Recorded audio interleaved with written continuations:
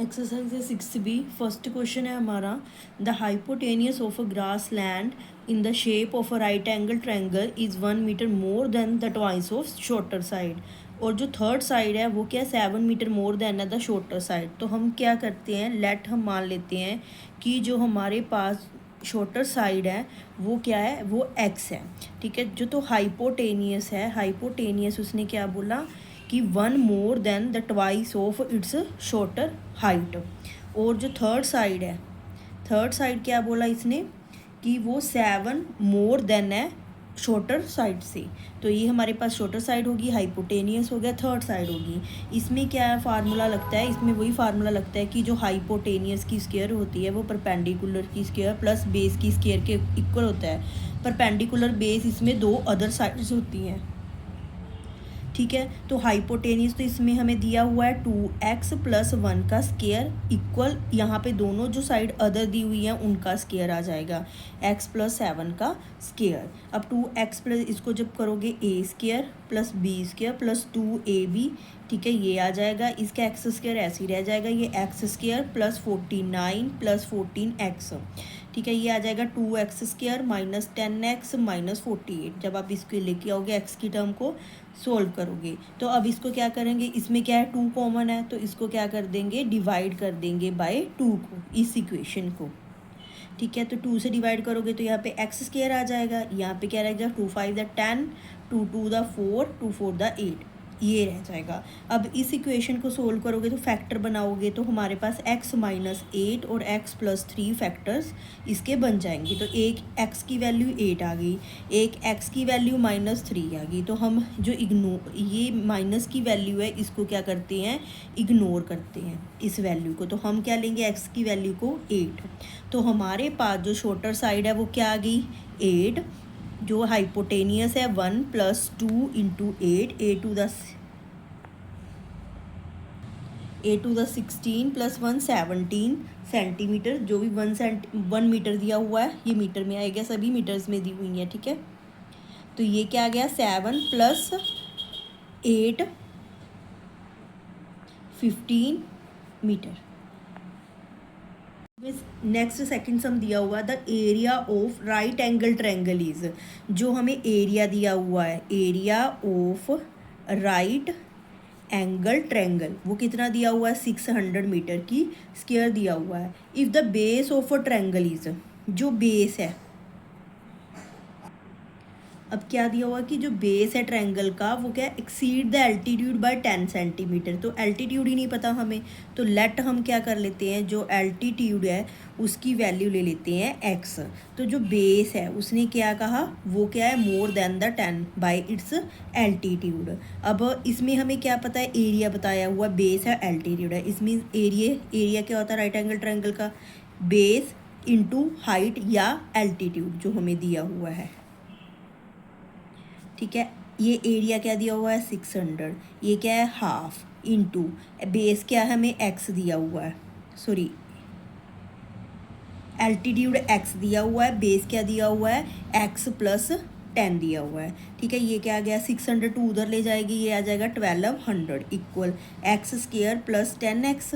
ये इक्वेशन क्या बन जाएगी, x square plus 10x minus के 1200। जब इसके आप फैक्टर्स बनाओगे, जब आप इस इक्वेशन को सोल्व करोगे इसके फैक्टर आ जाएंगे x + 40 और x - 30। ठीक है, ये दो फैक्टर्स आ गए, x की वैल्यू हम पॉजिटिव लेनी, इसके x की वैल्यू हमने 30 ले ली। अब 30 में एल्टीट्यूड क्या आ गया, इसकी वैल्यू 30 आ गया, इसकी वैल्यू क्या आ गई 30 + 10 = 40। ये हमारा आंसर आ गया। नेक्स्ट क्वेश्चन है कि जो हाइपोटेनियस है of right angle triangle, it means hypotenuse जो हमें दिया हुआ है वो क्या दिया हुआ है, 13 सेंटीमीटर दिया हुआ है। अब उसने कहा है कि the difference between the other 2 side is 7 centimetre.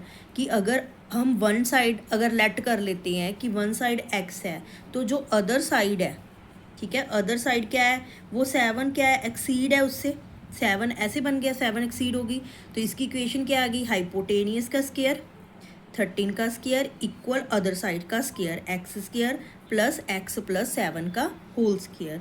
तो ये आ गया x square plus x square plus 14x plus 49 equal 169, इसको उल्टा ले लिया मैंने, 2x² माइनस 14x माइनस 120, ये इक्वेशन आ गई। अब इसकी जब फैक्टर बनाओगे तो x प्लस 12 फैक्टर बनेगा, एक बनेगा x माइनस 5। तो x की वैल्यू हमारे पास क्या आ गई, पॉजिटिव वैल्यू लेनी है 5 ले ली, तो वन साइड क्या आ गई 5 सेंटीमीटर, अदर साइड क्या आ गई 5 + 7 12 सेंटीमीटर।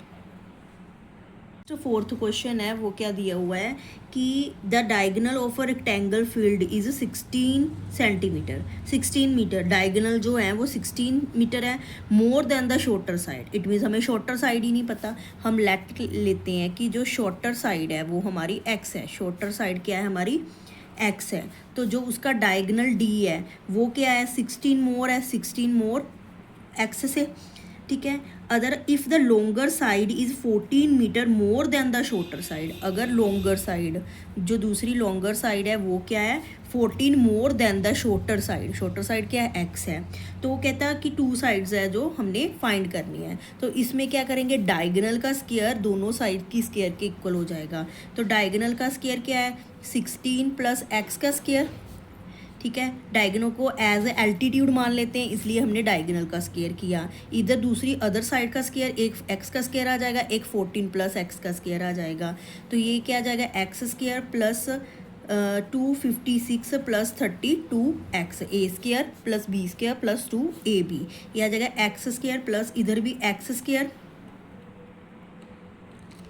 ठीक है, प्लस 14 को 14 के साथ करोगे, ठीक है, x² प्लस ये आ जाएगा 196 प्लस 2ab करोगे 228x आ जाएगा, ठीक है। अब इसको इधर ले आओ, ये क्या बन गया 2x² बन गया, ठीक है। माइनस का क्या सॉरी इसको इधर नहीं लेना, इधर ही ले रखो, 196 आ गया, ये क्या आ गया 28x। अब इसको इधर ले आओ तो ये क्या बन जाएगा माइनस का x², ये क्या बन जाएगा 256 माइनस का बन जाएगा, और 32 भी क्या बन जाएगा माइनस का बन जाएगा, इसको इक्वल 0 लिख लो। अब जिसको सोल्व करोगे तो x² minus 4x minus 60 equal 0 आ जाएगा, x² minus 10x plus 6x minus 60, ये क्या बन गए इसके फैक्टर्स बन गए, 10 6 60, 10 से 6 माइनस करोगे तो 4x आ जाएगा। तो कॉमन ले लिया x माइनस 10 आ गया, इसमें 6 कॉमन ले लिया, x माइनस 10 इक्वल 0।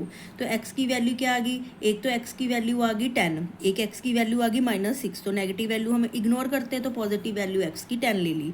तो जो हमारे पास शॉर्टर साइड है वो क्या आ गई 10 सेंटीमीटर, ठीक है। ये क्या आ गई 10 + 16 26 सेंटीमीटर आ गई हमारे पास, ठीक है। जो लॉन्गर साइड है वो क्या आ गई 14 + 10 इक्वल 24 सेंटीमीटर आ गई। ये डायगोनल है, डायगोनल आएगा, ठीक है। तो फर्स्ट साइड 10 सेंटीमीटर आ गई, दूसरी साइड क्या आ गई 24 सेंटीमीटर। हमारा फिफ्थ क्वेश्चन है, a rectangular field is 20 metre long and 14 metre wide, ठीक है। अगर इसमें क्या बताया हुआ है कि एक रेक्टेंगुलर फील्ड ले लिया, ये 20 मीटर क्या है लॉन्ग है, और 40 मीटर क्या है इसकी ब्रेड्थ है, ठीक है। तो इसमें there is a path equal width around it, इसमें इसके इक्वली अंदर क्या एक पाथ है, ठीक है। हैविंग द एरिया, उसका एरिया 111 स्क्वायर मीटर बताया हुआ, तो विड्थ ऑफ द पाथ हमने क्या करना है फाइंड करनी है। अब देखो, अब लेंथ क्या दी हुई है हमें, लेंथ दी हुई है इसकी 20 मीटर, 20 मीटर जो लेंथ दी हुई है, हमें क्या दिया हुआ है इसकी, इसने बताया कि ये जो है ये 20 है, ये 40 है, ठीक है।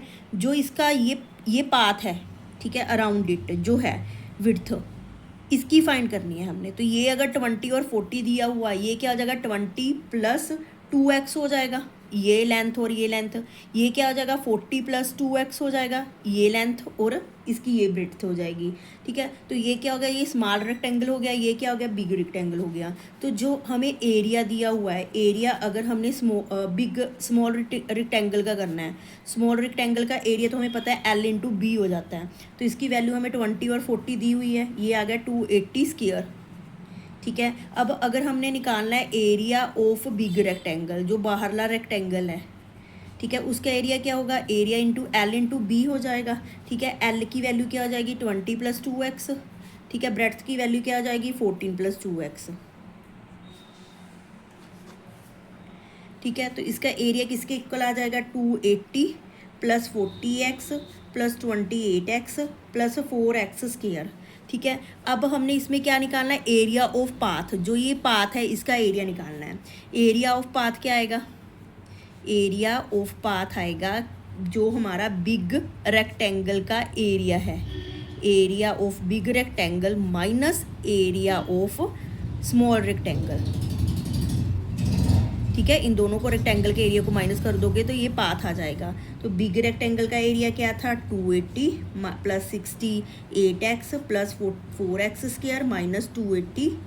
ठीक है, ये किसकी इक्वल है, एरिया ऑफ पाथ हमें क्या दिया हुआ है, 111 दिया हुआ है।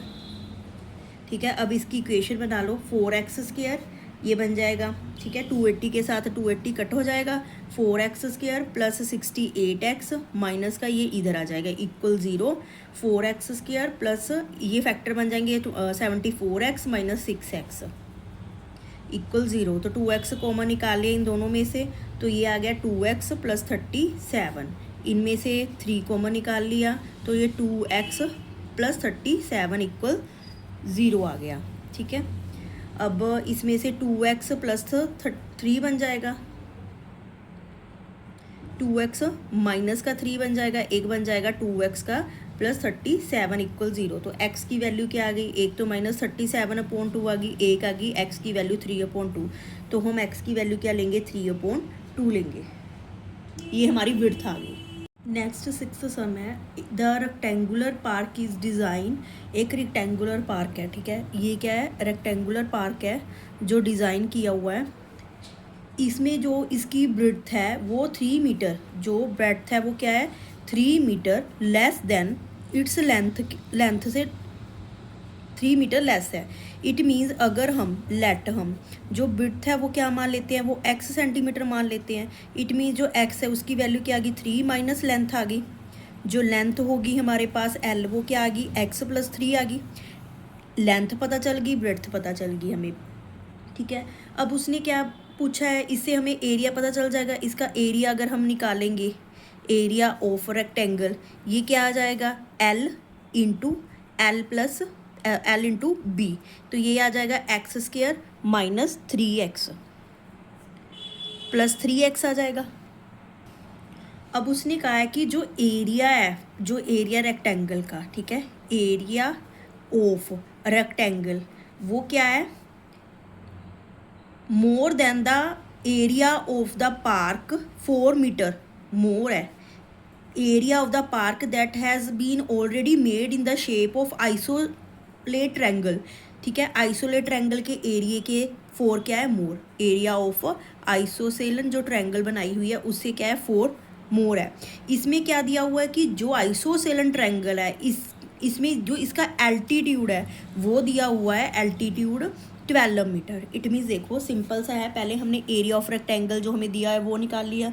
इसने बताया कि जो एरिया ऑफ रेक्टेंगल है ये वाला, ये किसके इक्वल है, 4 meter more than the area of isosceles triangle. It means इसके ऊपर जो ट्रायंगल बनी हुई है कोई आइसोसेलन, उससे 4 मीटर ज़्यादा है। अब आइसोसेलन का जो एल्टीट्यूड है वो हमें 12 दिया हुआ है, 12 मीटर दिया हुआ है। ठीक है, इट मीन्स अगर ये x है तो ये भी क्या होगी, x होगी। ये हमें लेंथ इसकी पता है कि x प्लस 3 हमने फाइंड कर ली। ठीक है, अगर हमें बेस पता है, एल्टीट्यूड पता है, तो हम आइसोसेलन ट्रायंगल का एरिया फाइंड कर लेते हैं। देखो एरिया ऑफ रेक्टेंगल की वैल्यू हमें पता है, x² प्लस 3x दी हुई है, 4 इसकी वैल्यू यहाँ पे पुट कर देते हैं, प्लस एरिया ऑफ आइसोसेलन क्या होता है, half into base into altitude. अब ये क्या है, हाफ इंटू बेस क्या हुआ, बेस हमारा जैसे ये है ABCD मान लो। ठीक है, ये ई ले लेते हैं। अब AB क्या बेस है, इसमें ये ABCD के इक्वल है, तो CD क्या इसका बेस है। ठीक है, CD बेस है, एल्टीट्यूड 12 दी हुई है। अब हमें पता है कि CD है जो वो AB के इक्वल है, opposite side of rectangle are equal. तो ये क्या आ गया, हाफ इंटू AB इंटू 12 भी लिख सकते हैं, या इसको हाफ इंटू AB की वैल्यू x है इंटू 12 लिख सकते हैं। तो ये हमारे पास क्या आ गया, 6x, 4 ऐसे ही प्लस हो जाएगा इसमें।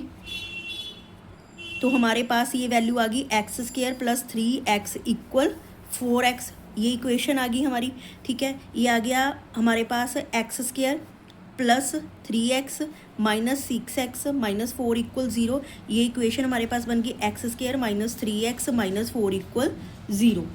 ये जो इक्वेशन बन गई, अभी क्या है, माइनस में है दोनों, तो इसमें क्या फॉर्मूला लगेगा, -b plus minus sorry minus का बी लगेगा, हाँ, B square minus 4ac upon 2a, ये फॉर्मूला लगेगा। इससे वैल्यू क्या आ जाएगी -3, माइनस का 3 प्लस माइनस जो दिया हुआ है -3 का स्क्वायर -4 इंटू 1 इंटू -4 आ गया अपॉन 2 इंटू 1, ये आ गया हमारे पास 3 प्लस माइनस का √9 प्लस 16 अपॉन 2, ये आ गया 3 प्लस माइनस √25 अपॉन 2, इसकी वैल्यू आ गई 3 plus minus 5 upon 2। It means ये हमारे पास वैल्यू आ गई। ठीक है, तो x की वैल्यू हमारे पास क्या है 3 प्लस 5 अपॉन 2, एक आ जाएगी x की वैल्यू 3 माइनस 5 अपॉन 2। तो x की वैल्यू आ गई एक तो 8 अपॉन 2 इक्वल 4, एक x की वैल्यू आ गई -2 अपॉन 2 इक्वल -1।